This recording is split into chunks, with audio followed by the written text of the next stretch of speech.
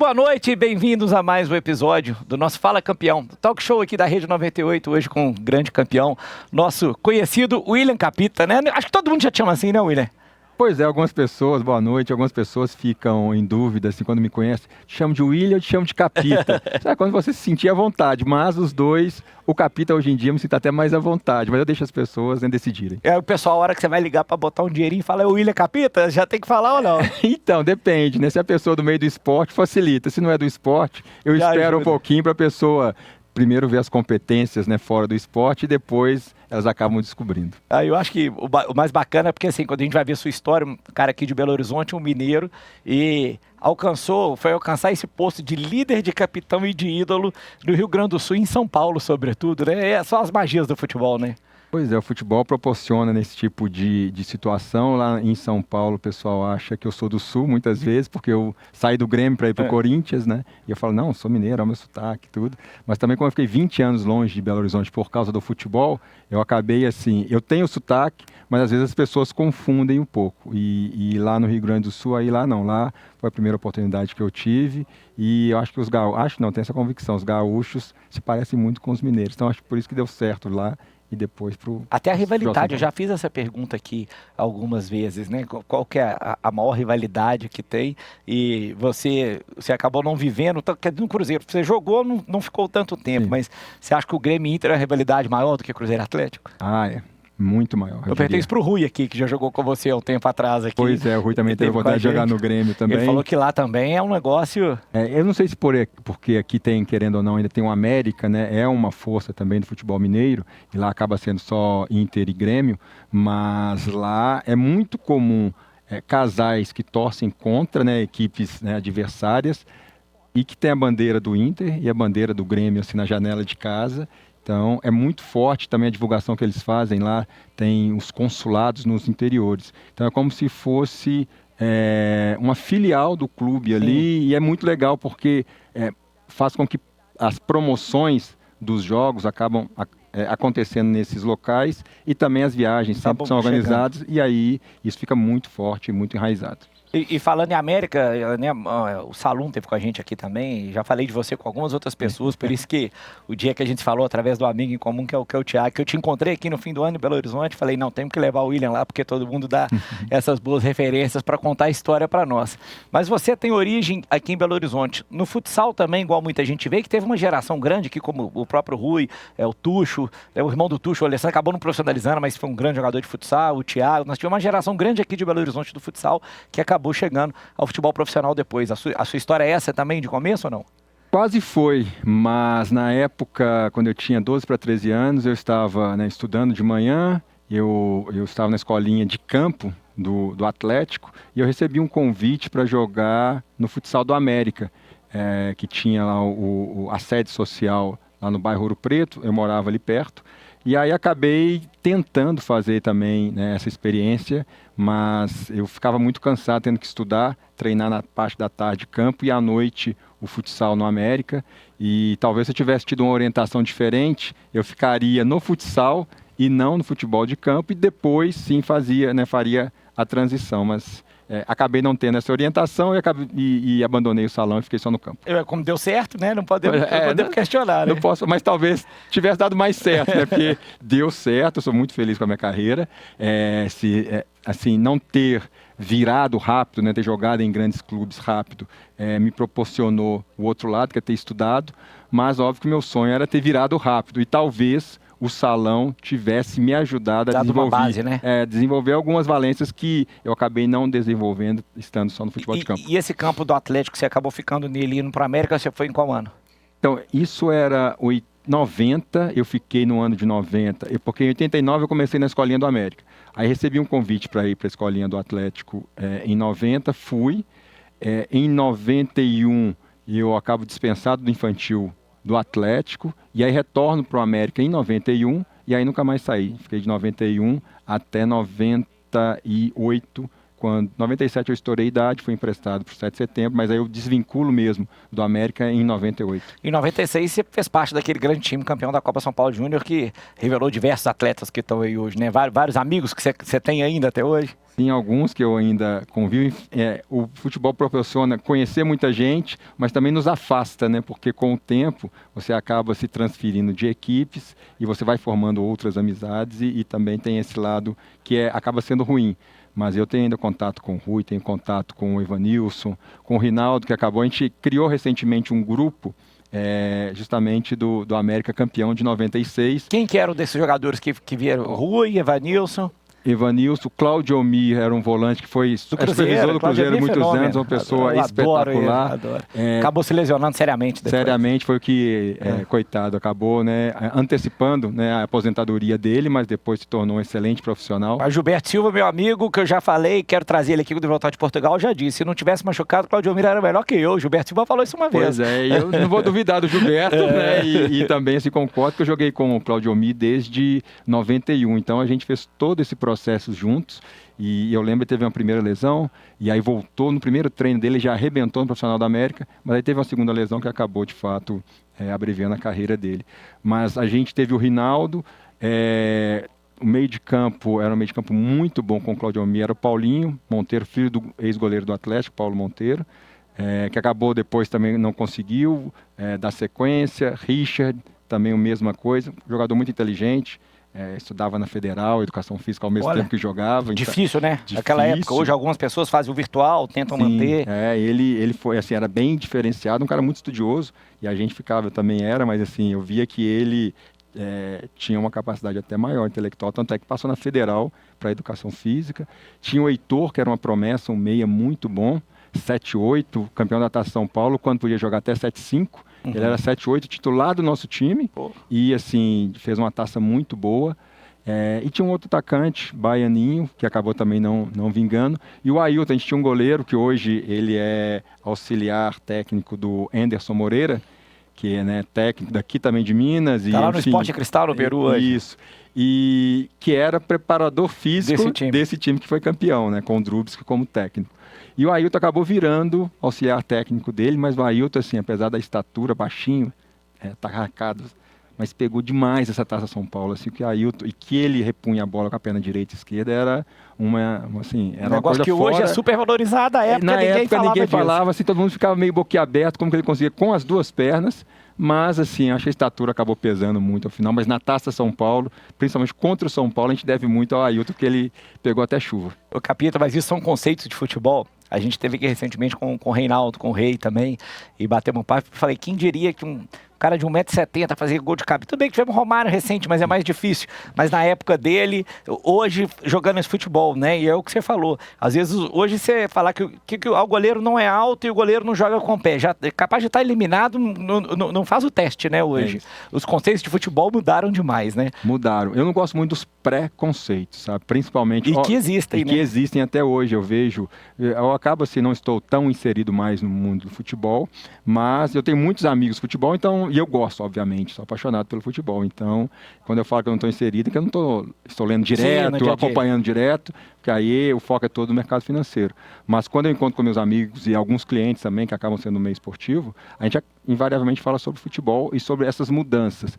E que alguns clubes, ainda na formação, que é uma grande crítica que eu tenho, essa questão do jogador de estatura e perfil europeu.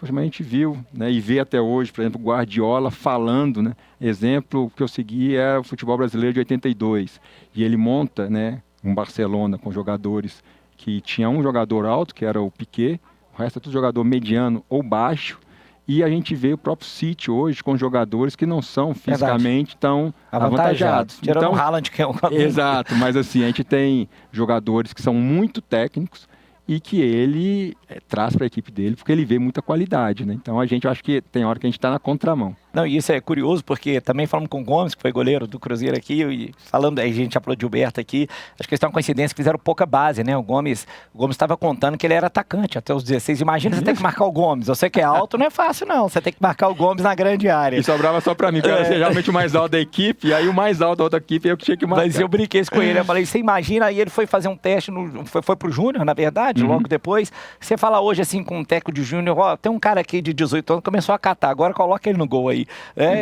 Os preconceitos não permitem que isso seja feito no futebol hoje. Então, a evolução tem muita coisa boa, mas talvez também corte precocemente muito possíveis talentos que estão na idade de ser lapidados, né?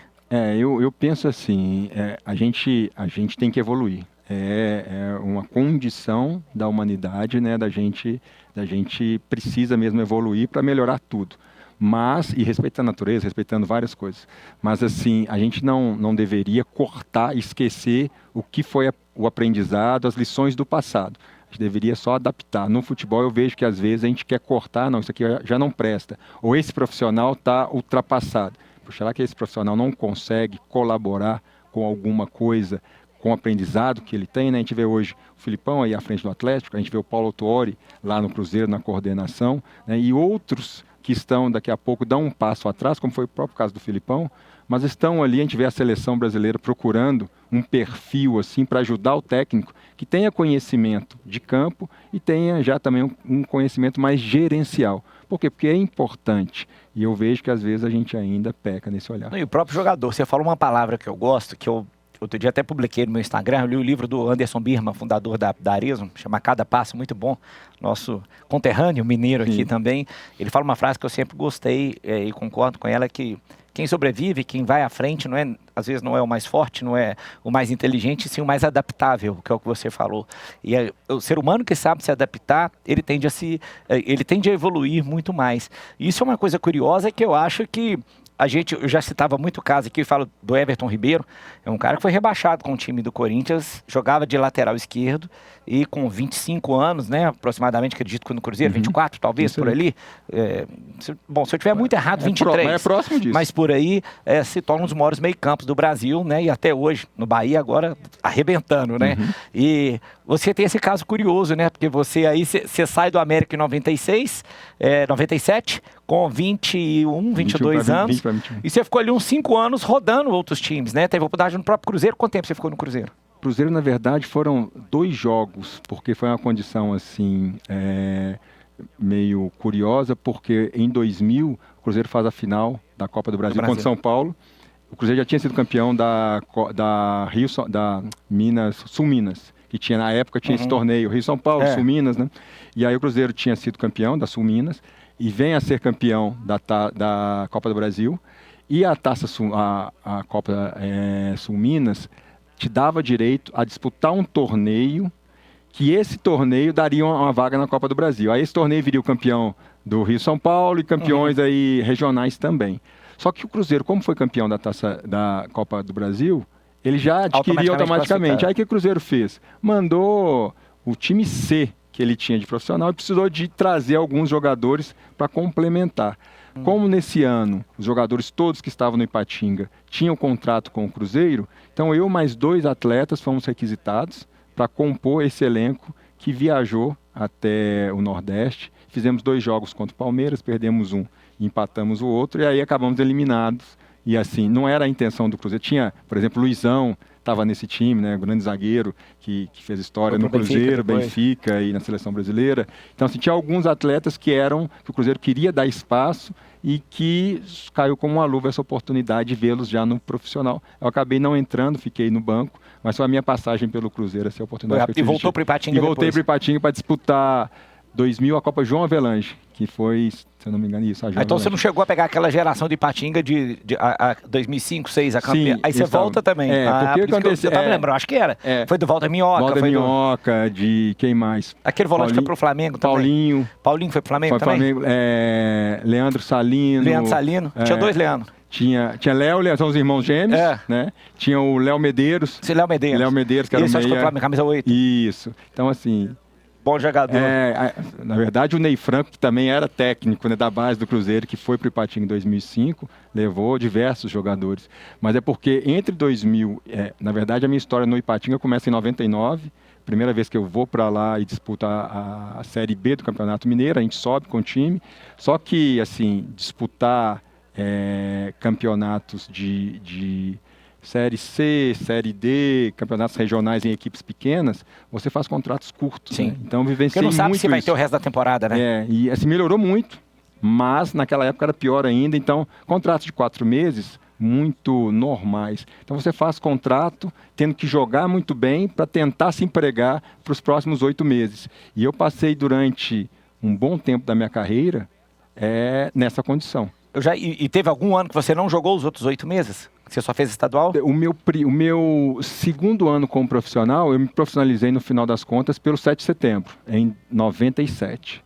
Aí a gente disputou a 3ª divisão do Campeonato Mineiro, fomos campeões, subimos o time para a segunda. E aí no primeiro semestre de 98, a gente disputa a segunda, a gente acabou não se classificando nem para o hexagonal final, mas...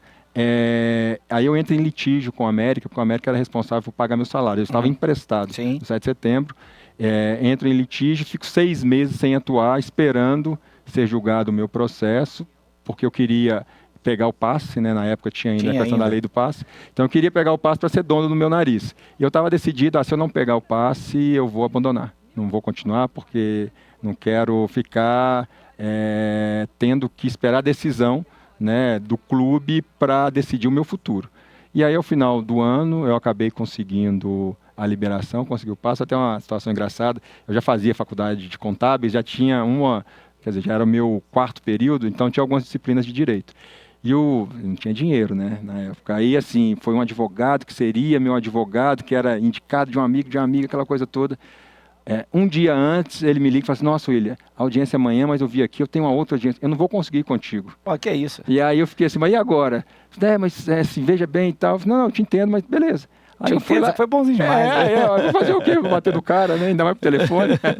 E aí eu me defendi, sabe? Falei assim com a juíza lá e tal, usei os argumentos, acho que a juíza até riu mais do que eu falei, mas enfim, ao final eu consegui o salário todo que estava atrasado, 6 meses de salário, e consegui a liberação.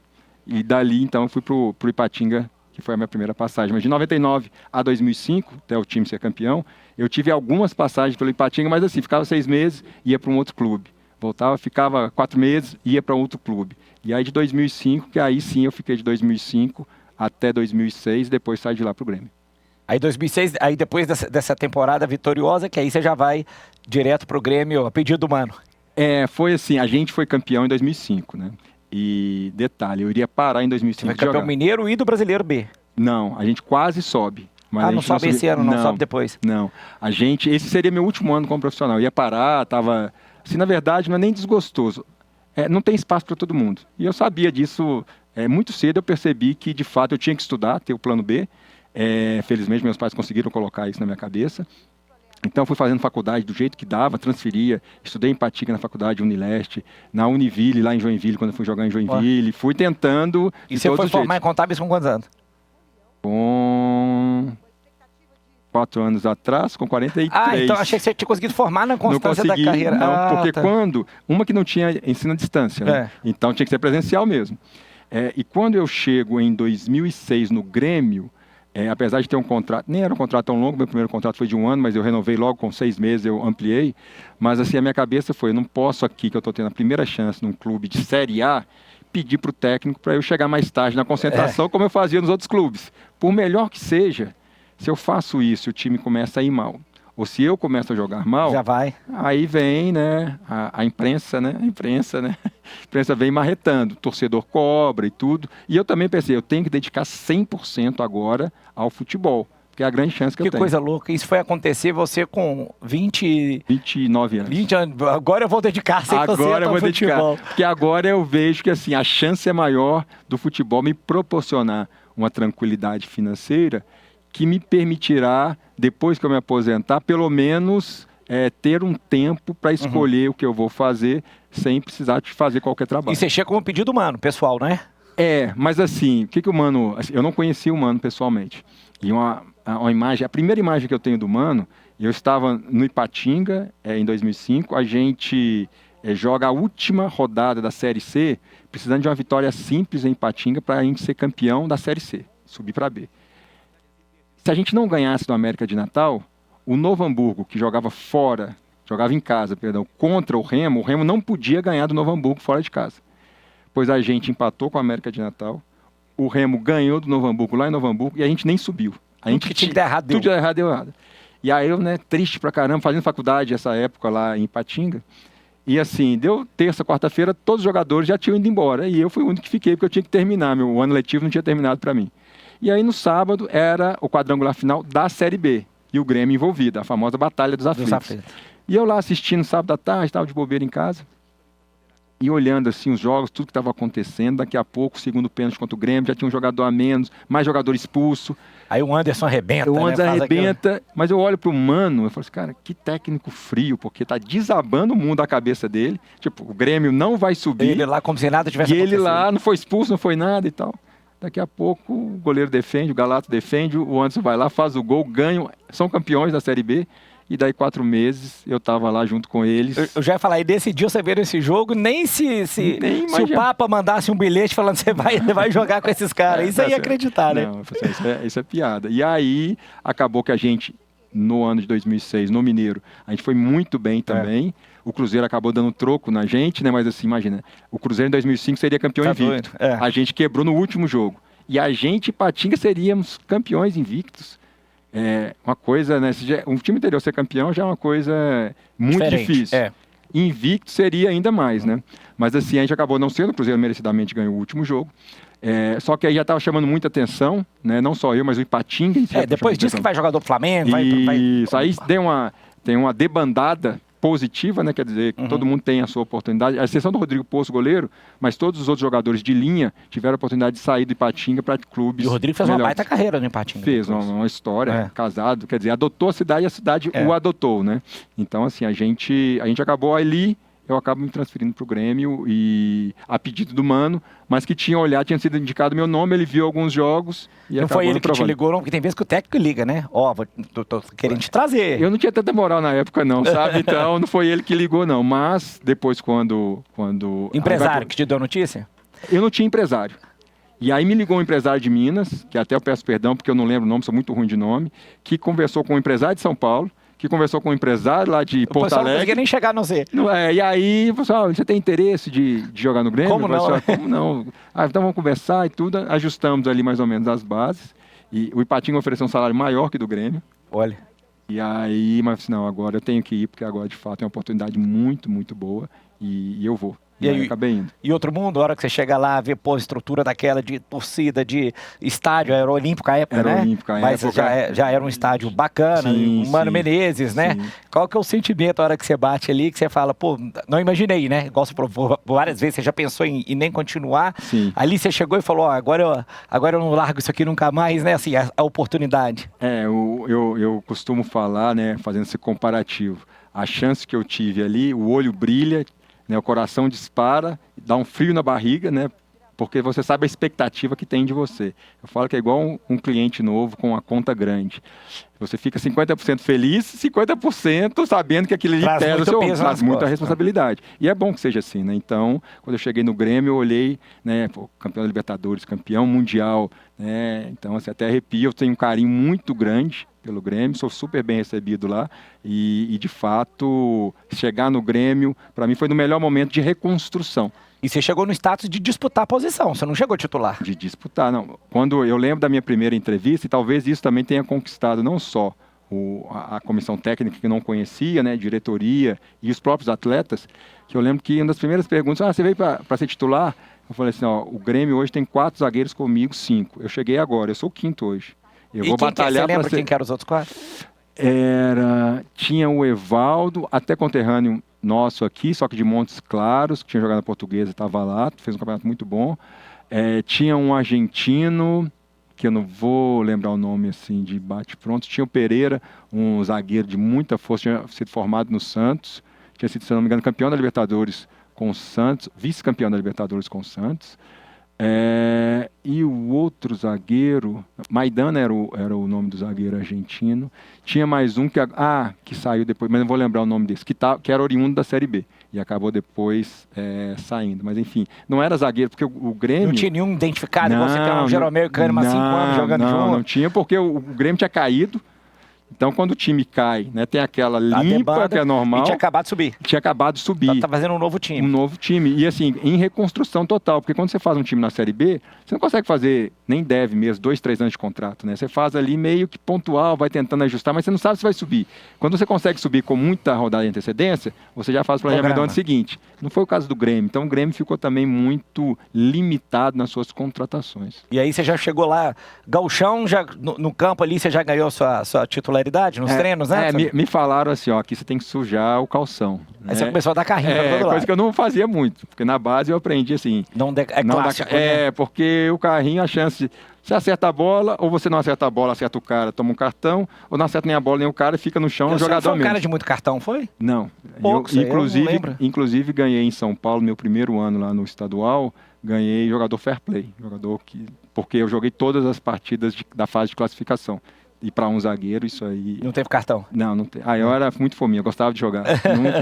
nunca gostei de ficar de fora. Mas assim, quando eu chego no Grêmio, o Grêmio tinha acabado de ser campeão gaúcho, e a gente aqui, né, eu no Ipatinga, tínhamos acabado de ser... Então, você foi campeão gaúcho com o time. Você chegou depois do estadual? Eu cheguei depois. Aí eu fico esse ano e ganho o ano seguinte, aí o Grêmio é bicampeão, e eu sou campeão. Mas aí você já chega então com a zaga formada. Com a zaga formada, campeã do gauchão contra o Inter, que era um time super forte, que naquele ano viria a ser o campeão da Libertadores. Sim. E campeão mundial. Em cima do Barcelona. Em cima do Barcelona. Então, assim, era um Inter muito forte, que o Grêmio, recém-subido da Série B, conseguiu desbancar. Então, era uma zaga que estava sólida. E aí, aos poucos, eu fui entrando ali no meio. Cenas do próximo capítulo, eu quero entender aí essa titularidade, sobretudo, quando começa a faixa que deu o nome, esse apelido que você carrega muito bem com você, que é o Capita, né? Fique aí que a gente volta já com o nosso Fala Campeão, com o William Capita aqui na Rede 98. A gente volta já.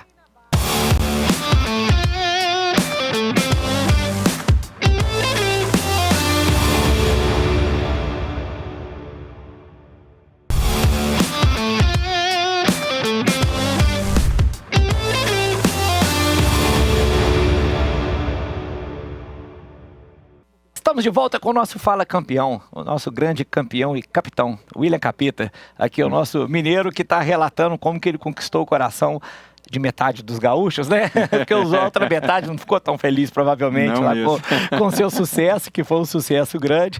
E a gente parou exatamente quando você contava isso. Acaba de vir ali do Ipatinga, chega num time campeão estadual, a conquista do espaço, como é que...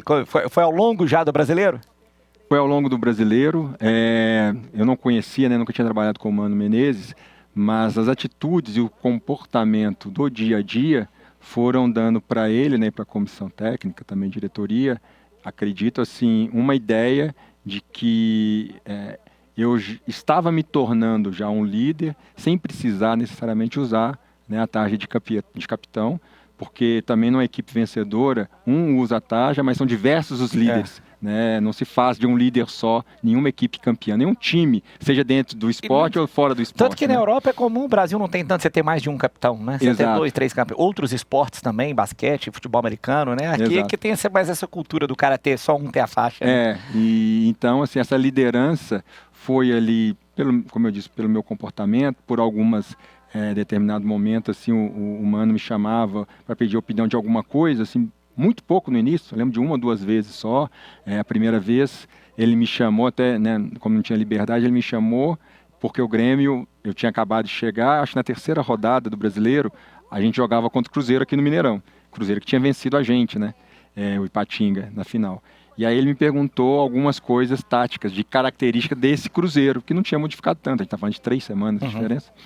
E aí eu falei para ele, uma das coisas, por exemplo, que eu falei, que o Alexandre, o atacante, ele tinha muito uma característica de ameaçar, de puxar. Quando a bola ia para a linha de fundo, de ameaçar ir no primeiro pau, mas ficar para pegar a bola ou na marca do pênalti ou no segundo pau. E a gente perdeu o jogo de 3-1 e um gol do Alexandre foi exatamente desse jeito, né?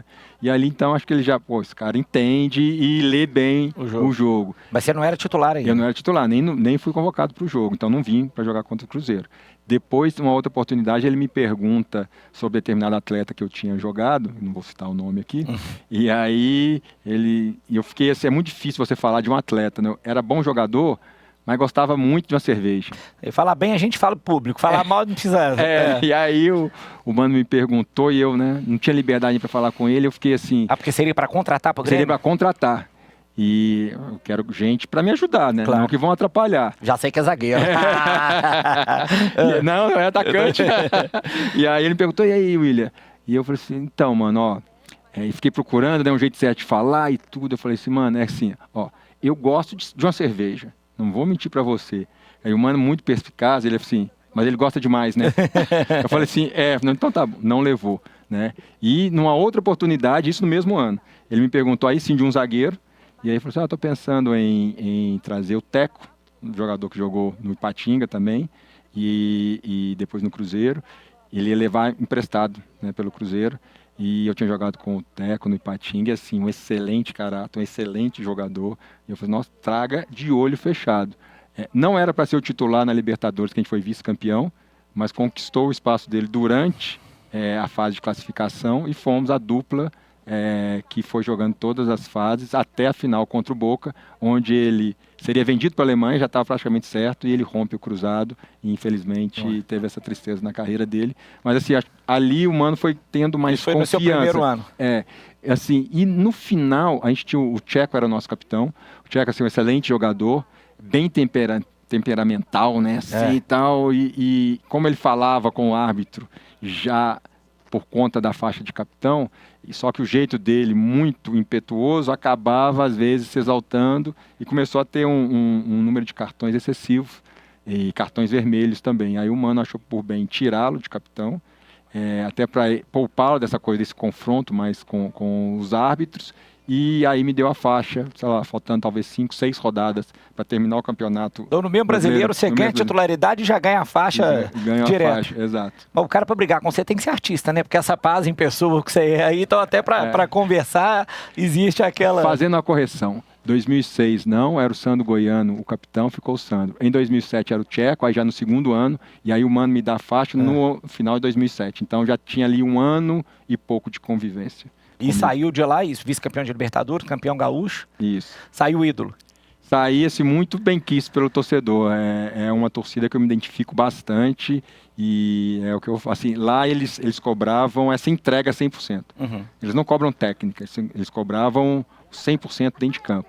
E a torcida jogava junto, né? O Olímpico, vários torcedores até hoje falam assim, que a Libertadores de 2007 foi dos títulos não ganhos mais prazerosos que eles tiveram, porque era uma equipe super limitada, todo mundo sabia disso, mas que foi vencendo pela força do conjunto, pela determinação dos jogadores, pela capacidade da comissão técnica, pelo talento da diretoria de conseguir administrar com pouco dinheiro, mas trazer boas peças. E então, assim, o torcedor gremista, ele vê muito naquele time a cara do Grêmio, apesar de não ter sido campeão. É o que fala, às vezes só de ver entrega tá todo mundo feliz, né? Exato. O ruim é a apatia, isso aí que incomoda. Exato. E aí você toma um susto, porque aí o Corinthians, obviamente, faz um movimento certíssimo, porque no momento complicado, viu o que o Mano fez no Corinthians, fez no Grêmio, falou, pô, bom replicar. E leva o Mano. Aí, conta pra nós, não sei se você já contou isso pra alguém, a hora que eles chamam o Mano, ele já chegou no seu ouvido e falou, vou te levar junto? Não, mas teve uma conversa prévia que foi assim, até partiu de mim. O Grêmio, o Mano já tinha anunciado que ele não ia permanecer para o próximo ano. Isso talvez faltando umas 4, 5 rodadas, né? A diretoria e o treinador reuniram e falaram, não vamos dar sequência, tudo bem. E aí já tinha se tornado público, anunciaram, né? E eu comecei a ver jogadores que estavam ali naquele elenco também não renovando o contrato. E eu tinha mais 1 ano de contrato. E eu comecei a ficar preocupado. Nossa, o que vai virar o Grêmio, né? Porque não quero ficar aqui sozinho e tudo. O capitão do time ainda já, né? Pois é, uma responsabilidade grande. E alguns clubes brasileiros começaram a vir atrás para querer me contratar. Faltando, acho que 2 rodadas, minto. Na última rodada, a gente enfrentou o Corinthians no Olímpico. O Corinthians desesperado. Se a gente ganha, elimina direto. Se empata, o Corinthians dependia do resultado de Goiás e Inter, que acontecia lá em Goiânia, Serra Dourada. A gente estava assim, jantando, acabou o jantar, eu estava subindo para o quarto, e aí estava subindo o Mano e o Sidney, auxiliar dele, Sidney Lobo. Aí o Sidney ficou no andar, eu e o Mano descemos no mesmo andar assim, aí ele foi pro quarto, eu fui pro meu, mas assim, pô, esse negócio tá ano que vem, preocupado, assim, eu não tinha... Eu fui pro Grêmio através de 3 empresários, mas nenhum deles era meu empresário de fato, eu não trabalhava com empresário. Você acabou não tendo época nenhuma. Exato. E aí, e tinha também mais um ano de contrato com o Grêmio, mas estava preocupado com a situação do ano seguinte. Aí eu tomei coragem, porque eu não tinha essa liberdade com o Mano. Mas eu fui lá, bati no quarto dele, queria bater um papo contigo e tudo. E aí ele, não, pois não. Eu falei assim, ó, o time tá desmanchando, né? Assim, você não vai ficar, outros jogadores também, né, não vão renovar e tudo. Estou muito preocupado com o ano que vem. Tem aparecido umas propostas aqui e tudo, assim, eu não sei se eu vou ficar ano que vem. E eu gostei muito de trabalhar contigo, aprendi muito e tal. E aí ele falou assim, ó, eu não sei para onde eu vou ainda. Mas então eu gostei também muito de trabalhar contigo. Não fecha nada, se for sair daqui mesmo, não fecha nada com ninguém antes de falar comigo. Tá bom. Então, assim, fiquei um pouco tranquilo, mas tinha mais um ano de contrato com o Grêmio, claro, né? Uma garantia, Garantia. Né? Aí jogamos contra o Corinthians, não ganhamos, empatamos, mas aí o Goiás ganhou lá, o Corinthians rebaixado. Aí saí de férias. E aí começou, né, pipoca, essa época de férias, quem vai para onde, quem fica, quem sai e tal. E aí daqui a pouco começaram a ventilar. Primeiro aí, 2 dias depois disso, tem lá um troféu que a CBF entrega e tudo. Aí anunciam a reunião do Mano com o Cruzeiro. O Cruzeiro tinha ido muito bem no Brasileiro, acho que com o Dorival Júnior, em 2010, se eu não me engano. E aí, eu sei que teve essa reunião... Foi vice-campeão. Foi vice-campeão, né? Não, 2010 não, porque 2010 o Corinthians foi campeão. Não, 2010 o Corinthians é rebaixado. Não, foi rebaixado antes. Não, o Corinthians é rebaixado o Corinthians é rebaixado em 2007. Isso. E aí, em 2007, quem que foi o vice-campeão? Porque a gente foi 7º. No Grêmio, eu lembro que a gente foi 7º. O Corinthians é rebaixado. Pois é, eu sei que o Cruzeiro tinha vaga para Libertadores. Sim, pelo menos para pré. 2008, 2009 foi vice-campeão, mas disputou isso. E aí, teve essa reunião, e assim, eu pensei, né? Se o Mano fechar com o Cruzeiro... Tô lá, né? Não, pensei o contrário, falei, o Cruzeiro não vou, porque assim, vamos lá, eu joguei no Ipatinga durante muito tempo. Tiveram a oportunidade, tanto Atlético e Cruzeiro, de me contratar. Agora, talvez não vão querer, aquela coisa, santo caso não faz milagre, daqui a pouco não vão querer pagar o que o Grêmio vai pedir e tudo. Então, eu fiquei mais desanimado de acompanhar o Mano. Só que aí, sei lá, 2 dias depois... é anunciado no Corinthians. E aí eu pensei, nossa, Corinthians, na 2ª divisão, que a torcida de doido, eu também acho que o Corinthians eu não vou, não. E aí tudo bem, não pelo time em si, mas muito mais pela confusão. Pelo contexto. Só havia noticiário do Corinthians, Polícia Federal, nota fria, que sei lá, que é uma confusão danada. Aí, tudo bem. Passa o tempo, eu de férias, daqui a pouco, uma semana depois, Corinthians começa a negociar com o Grêmio, a contratação do zagueiro William. Gente, mas ninguém falou comigo. Ninguém combinou comigo. Né? Aí beleza, mais 2 dias, negociações avançam. E eu acompanhando Lance, né, o jornal Lance e tal. Daqui a pouco fechado. Cara, e ninguém tinha falado comigo. Nem o Mano tinha te ligado. Nem o Mano tinha me ligado. Aí eu falei assim, se fechou tá bom, porque agora eu posso pedir qualquer coisa que eles têm que me dar, né? Mas assim, aí liguei pro pessoal do Grêmio e falei assim, tô vendo aqui, que sei lá o que e tal. Mas, não, pois é, a gente tá negociando. O Grêmio tinha uma dívida com o Corinthians, que tinha que pagar, e eu ia virar moeda de troca, né, de pagamento. Mas ninguém me perguntou nada se eu quero ir e tudo. No caso, tem um contrato a ser feito comigo. Né? Então, assim, eu sei que não foi uma transferência simples, porque, primeiro, não me incluíram na negociação desde o início, né, no meu desejo ou não, eu falo, de início eu não iria. Depois a situação ficou insustentável para eu permanecer no Grêmio, porque o Grêmio contava muito para quitar essa dívida com a minha ida para lá. E eu pensei assim, o Mano é um cara muito inteligente. Se ele aceitou, é porque ele tem garantias que ele vai conseguir fazer um bom trabalho lá. E o Corinthians é uma equipe, né, com uma vitrine absurda, assim, pro ruim é muito ruim, pro bom é excelente. Eu vou dar um voto de confiança e vou aceitar ir pro Corinthians. E eu falo que profissionalmente foi a melhor decisão que eu tive, que eu poderia não ir, mas foi a melhor decisão que eu tomei, porque, de fato, assim, a gente construiu uma equipe muito forte, Já chega vitoriosa. campeão paulista na Série B, né? Ou Não, no outro ano. No outro ano. É. A gente chegou à final da Copa do Brasil. A gente, na Série B, chegamos à final da Copa do Brasil, mas perdemos para o Sport. Ganhamos de 3-1 no Morumbi, perdemos de 2-0 lá em Recife, e aí, na questão do gol qualificado, a gente acabou perdendo o título. Aí subimos com muita tranquilidade, quer dizer, muita tranquilidade, vírgula, né? Com muito esforço, muito trabalho, e isso nos permitiu subir com muita antecedência. E aí no ano seguinte chegam o Ronaldo, chegam o Jorge Henrique, as duas únicas peças que entraram no time como titular. O resto, só. Quer dizer, o Ronaldo, ninguém esperava do tamanho dele, que ele fosse jogar tudo que jogou.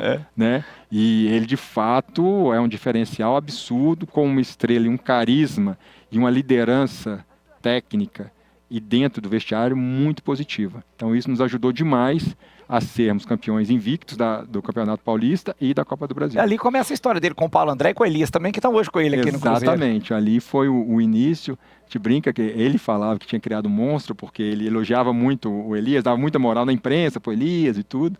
E aí fala do monstro, porque aí o Elias às vezes ficava discutindo com ele. Pô, moleque, eu tô te dando moral e você tá aí querendo discutir comigo e tal. Ficava, né, aquela brincadeira boa de vestiário. E o Paulo André, com muita inteligência também, muito ponderado, foi ali também mostrando pro Ronaldo assim, a capacidade intelectual de ver além só das quatro linhas, né? De ver muito, muito fora, ver o business, né? Futebol como um negócio também. Então a amizade já começou. Você e Paulo André, de colegas ali, devia ser dois alienígenas no meio de um clube, você só discutindo de livro e todo mundo querendo falar de samba, de farra, que o perfil de vocês dois é parecido nisso, né? São dois estudiosos, fazendo a brincadeira pro lado bom, né? Vocês têm esse perfil muito parecido, sempre dedicando a outras coisas, né? Se preparando pro além do futebol desde cedo. Isso é bacana, você deve ter identificado muito com ele. Tanto é que a gente concentrava, desde a chegada dele em 2009, segundo semestre, a gente passava a concentrar sempre juntos. O pessoal não gostava muito de concentrar com a gente gostava de ler, daqui a pouco baixa aí a TV, para de jogar o videogame e tal, né? Mas assim, a gente gostava das festas também na hora que era fazer festa. Mas na hora do tempo ocioso, e para mim esse é o maior diferencial. O futebol tem muito tempo ocioso. Você está concentrado, não tem nada para você fazer. Você pega voos, o aeroporto, fica ali 2 horas, conexão. Poxa, tem muito tempo para você jogar videogame e ainda ler um bom livro, por exemplo. Hoje, com o ensino à distância, se quiser, faz um curso, sabe? Então, assim, os atletas hoje, se eles quiserem, eles não ficam alienados. Né? Agora, tem que ter uma força, tendo uma alienação vontade. hoje, né, William, que eu acho que é a pior delas, porque além da alienação, é uma inclusão, o cara ficar dentro, porque é fone celular, né? Os atletas não conversam mais. A gente que teve a oportunidade, né, de acompanhar também viagens, igual você falou, concentração, vestiário. É assim, parece que você está num cemitério, no ônibus indo pro jogo. Eu me lembro assistindo aquela seleção de 2002, que a turma fazendo pagode, aquela, né, indo pro jogo já, jogando para cima. Hoje você vê os vídeos de ônibus dos times, todo mundo fone, cabeça baixa e celular, né? No dedo você conta quem carrega um livro, né? Isso me causa muita estranheza. Eu tive a possibilidade de ser gestor, né, de clube. Isso que eu ia perguntar. Quando você já vira gestor direto, foi uma coisa que você tentava incutir na cabeça? Isso foi mudando. A minha última experiência foi como gerente de futebol do Santos em 2018. E ali já tinha um pouco, já estava numa fase de transição, né, dessa questão da mudança de comportamento dos atletas em relação a esse isolamento, né? E eu via isso com uma ressalva muito grande pelo mesmo motivo que você falou.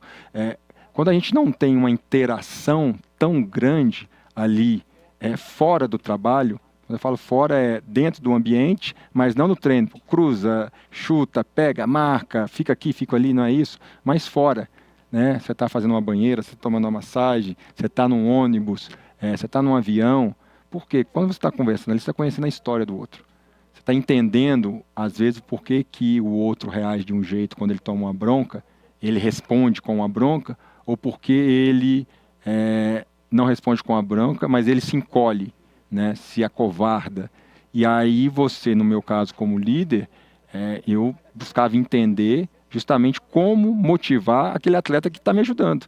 Né? Porque se eu mato o cara ali com uma bronca para um jogador que não responde bem a uma bronca, é um jogador a menos dentro de campo, é pior para a equipe. Claro. Né? Só que os jogadores, quando eles ficam tão fechados, eles não dão esse espaço, eles não se permitem, e aí não tem a bronca positiva, porque eu não te dou bronca, mas você também não fala comigo, não me dá bronca, e no final o time não tem essa unidade de time. Eu vejo com muita preocupação isso, você teve essa experiência, e eu vejo que não tem, não estou falando que não há tentativas, mas eu não estou vendo muita solução para resolver esse problema. Não sei hoje o que, né, os gestores, técnicos, coordenadores, preparadores físicos, estão ali mais no dia a dia, estão conseguindo como criar essa unidade, porque aí é o seguinte, você briga lá dentro e fora você toma cerveja junto, literalmente. Agora, se você não brigar lá dentro, se não tiver essa liberdade de eu te xingar, você me xingar, mas a gente saber que um não está de sacanagem com o outro, em prol da equipe vencer, se não tiver essa liberdade, eu não te xingo, você não me xinga, mas também você está errado e eu não te corrijo. Mas essa convivência é importante. Eu lembro que muita gente comentava, eu não tinha essa vivência de dentro, mas aquele time do Cruzeiro, 2013, que acabou virando um grande vencedor em 14, mas formado em 13, aí como torcedor eu me lembro que vira e mexe ia para um restaurante, tava Everton, Ricardo, Goulart, Egi, tudo com as esposas, todo mundo. Você tinha 4, 5, 6 jogadores, frequentemente no momento extra-campo, com as famílias juntos, né? Isso é o que você falou, acaba criando uma unidade, né? Muito maior do que simplesmente vão ajudar um ou outro dentro de campo, né? Porque isso aí no final, você de fato, você confia, porque você sabe a história, você conhece a esposa, se acontece isso então, né, de você conseguir unir as famílias, é o melhor dos mundos, porque aí não é só você lá dentro, né, a sua família também que está ali se sentindo acolhida e vira uma família de fato. Aí vira uma família de fato, não só no palavreado, aqui é uma família, aqui é uma família, tudo. Você tem que construir isso, né, e os atletas, e eu tentei muito, através dessa preocupação com os atletas, dava livros de presente para aqueles que eu via que tinham um pouquinho de perfil, um pouquinho de interesse, né, justamente para, gostei, daqui a pouco pedir um outro.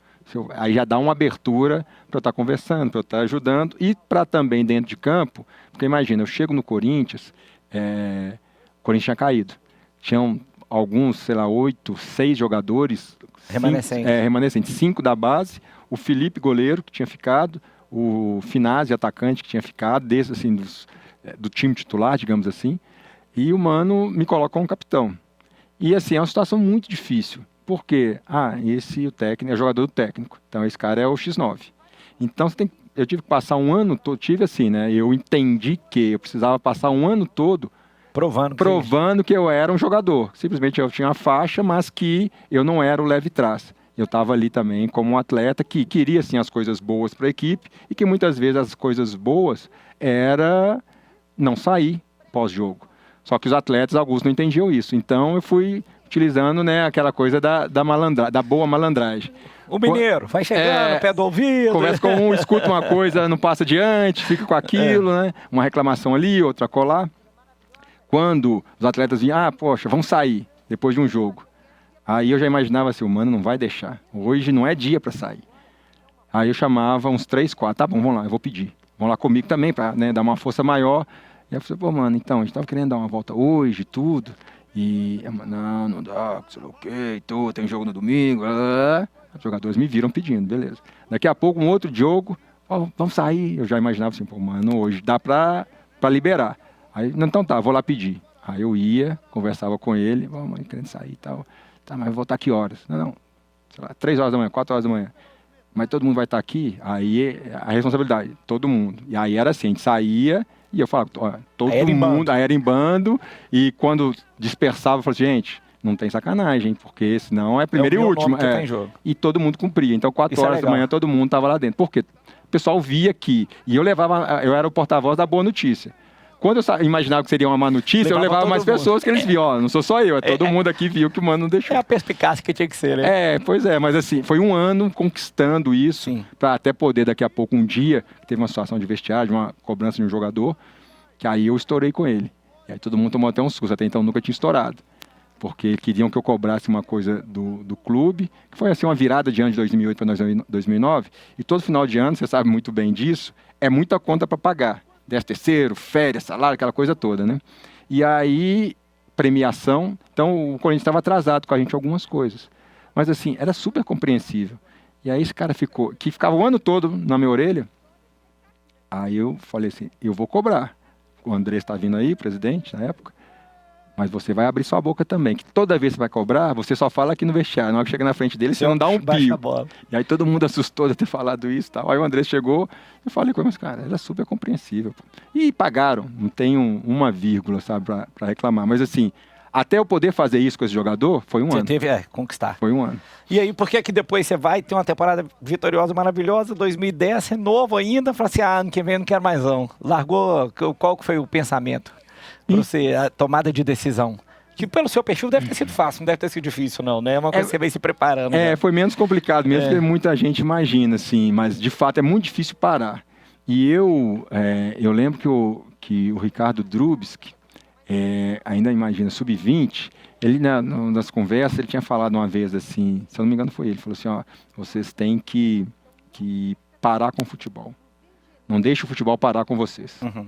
E isso me chamou muita atenção.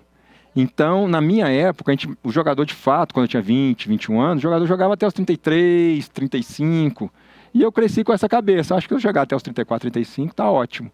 E acabou, foi o que eu, quando a gente foi campeão em 2009, eu falei assim, ó, é o ano que vem, a gente vai disputar a Libertadores. Poxa, com o Mano, com esse time, a gente vai ser campeão da Libertadores, finalmente pelo Corinthians, né? E então eu tinha expectativa, sabe, vou parar com o título. Acabou não acontecendo, mas aí eu já tinha virado a chave, já tinha decidido, já tinha programado. E no auge, né? Exato. Segundo time maior torcida do Brasil, enfim, vitorioso, reconhecido como líder capitão. Pois é. E aí resolveu ficar no futebol um pouquinho. Eu tive essa oportunidade, eu não queria, mas o Corinthians insistiu muito para que eu fosse gerente de futebol. Eu acabei aceitando ali brevemente, mas saí. Eu já tinha montado a minha consultoria financeira. Era que eu queria... Já era a ideia, então? Já o que você faz hoje já era a sua ideia? Já era a minha ideia. Só que aí ficava o futebol te puxando. Porque assim, a gente sentava sempre assim, eu, Ronaldo, Paulo André, Elias, Roberto Carlos, Edu Gaspar, e a gente falava muito... Não dá nem para contar o tanto de título que você falou aí agora. De alguns, então, aí não dá vocês juntos. Mas eu tenho títulos que eles não têm, né? Então, mas assim, a gente falava já da aposentadoria, o que vai fazer, o que não vai fazer. E aí eu tinha essa ideia da consultoria financeira, o Ronaldo tinha a ideia do marketing esportivo, e a gente acabou até fazendo uma parceria das empresas, então eu acabei lançando a minha consultoria financeira ainda em 2010, enquanto eu jogava.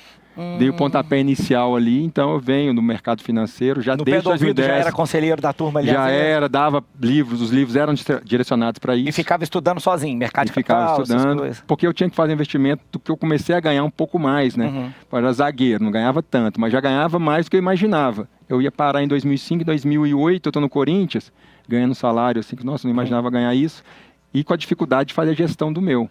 Sabia que o gerente trabalhava para o banco, com todo respeito, tive ótimos amigos gerentes, mas eu sei que ele tem ali um viés.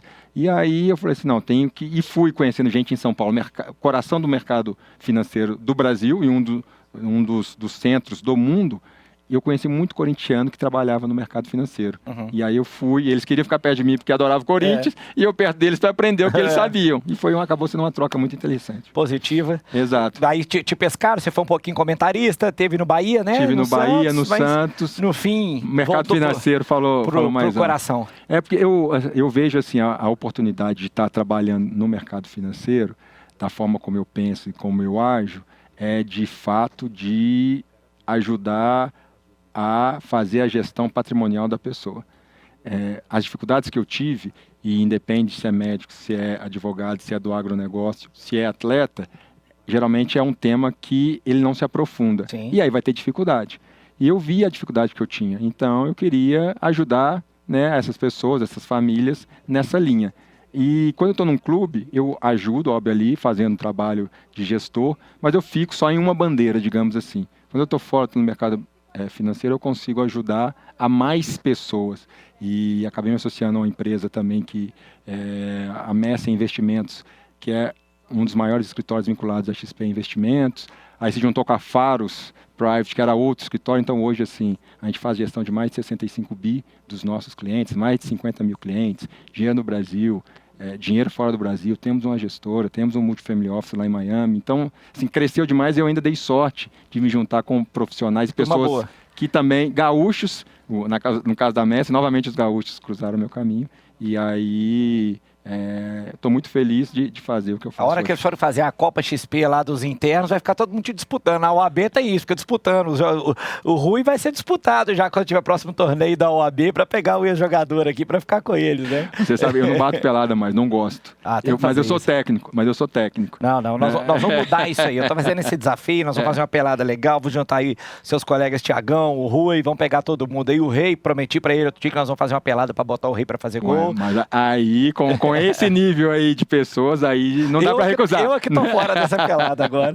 Capita, obrigado. Obrigado pelo convite aí. Prazer a gente ter essa oportunidade. A gente, né, que se falou algumas vezes, mas muito pouco, e poder trazer para todo mundo essa sua história maravilhosa e inspiradora, né? Porque isso que eu achei o mais legal, é você mostrar a questão do jogador de futebol que dificilmente tem essa concepção, mas que desde o começo sempre se preparando, né, sempre estando pronto para qualquer coisa, preparado para acabar, né, a carreira e realmente ter dado certo em tudo que você acabou fazendo. É por isso que você tem essa mentalidade vencedora, que eu tenho certeza que inspira muita gente. Obrigado, viu? Eu que agradeço o convite e parabéns. Está muito bem, eu tive a oportunidade de trabalhar, né, em canais aí de TV e você tá dando um show. Parabéns a todos aí do programa também, o pessoal dos bastidores que sempre colabora e é muito importante. Obrigado, é um orgulho para nós estar aqui na nossa rede 98.